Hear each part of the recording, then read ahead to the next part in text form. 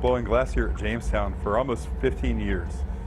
And I started out here serving in an apprentice program that is offered here, where we train glass makers here on site during a 4-year program. So it's basic on-the-job training, much like a apprenticeship during colonial times, but basically you're learning from people who are already trained and experienced and doing a lot of practice. Historically, a young apprentice might start when they were a young boy, maybe 8, 9, 10 years old, doing a lot of the labor-intensive tasks like fueling the fires, carrying the final products to the ovens, emptying the ovens, and then most glass makers would work a lifetime in it. It's really a wonderful job, and it's very rewarding to have something to show at the end of the day. And of course, everybody that works here, we're all pretty tight group of people.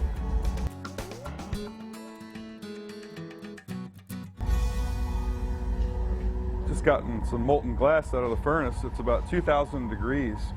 That temperature of the glass is a molten liquid. If I don't turn this pipe constantly, gravity will actually pull it to the ground because it is very liquid-like at this point. See, that's kind of runny like honey. Then as the glass cools, the glass will harden. The glass only remains soft while it's above 1,400 degrees Fahrenheit. And then once it's below 1,400 degrees, it's completely hard. So you can only shape glass while it is very hot.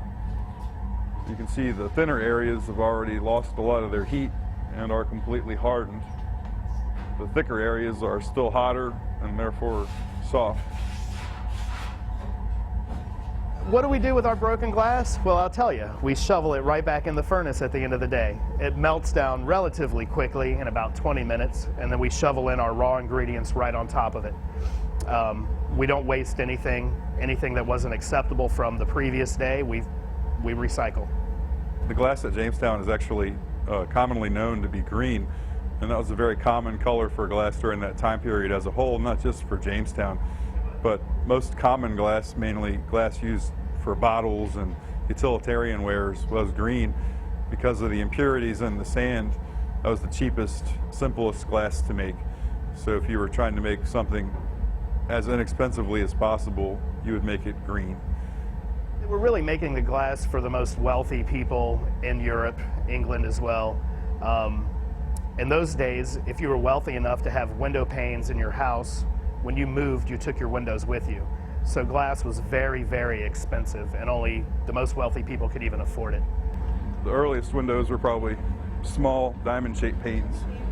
And then when you got a little later in time, they started making bigger rectangular or square-shaped panes. So could we assume that since, the natural color of glass in this area was green, that if you had a window in your house and the glass was made here, then the glass in your window would actually be green? Yeah, I mean, I think typically they were making most of the windows out of clear, even during that time period. Okay, so were they importing? We're not necessarily sure what they made here in 1608. We theorize that they would have wanted to make window glass here eventually, had the place become firmly established.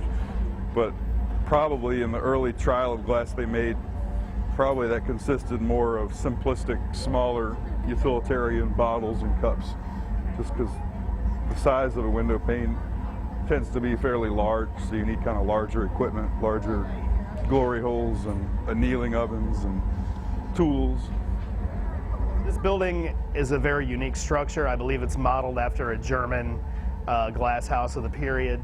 And one of the great things about our building is that in the summertime, these walls come down, and we do get a small breeze off of the river every now and then. And then in the winter, they put the walls back up, and we stay nice and warm in here. So yeah, it's a beautiful building.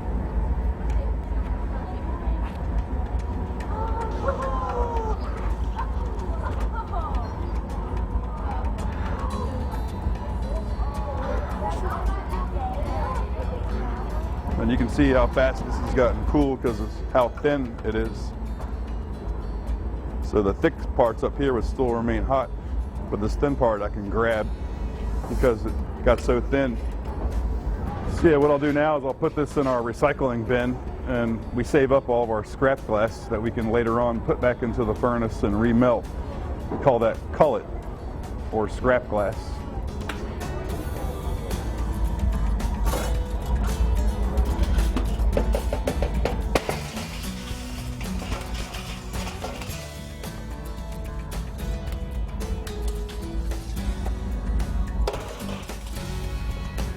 like being a glassmaker for several reasons. One, it's just a very fun and fascinating process. I've done it for 15 years. I'm still excited about things that I make. It's just a really fun process. And I like the people that I meet here, the visitors that come to Jamestown, interacting with the public and educating them about glass. Glassmaking is what do I like about glassmaking? It's the bee's knees. There's nothing else like it on earth.